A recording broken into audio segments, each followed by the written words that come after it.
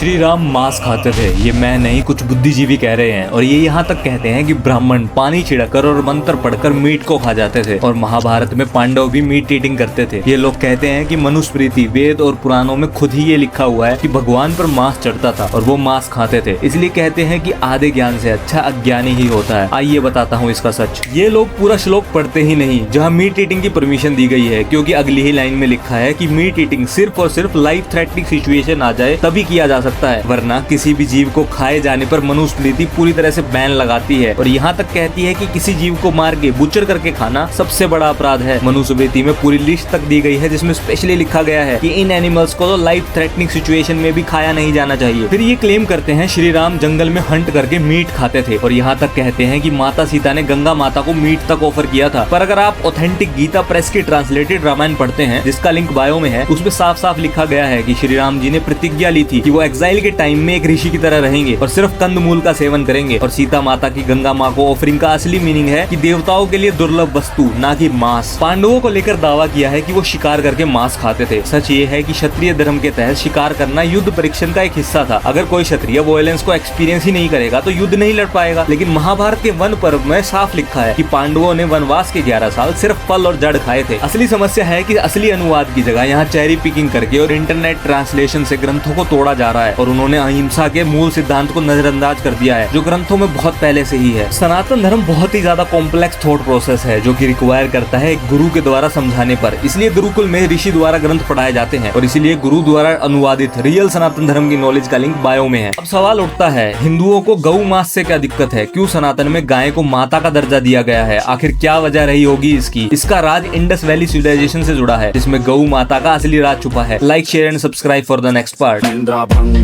चढ़ा है रंग ये कैसी उमंग।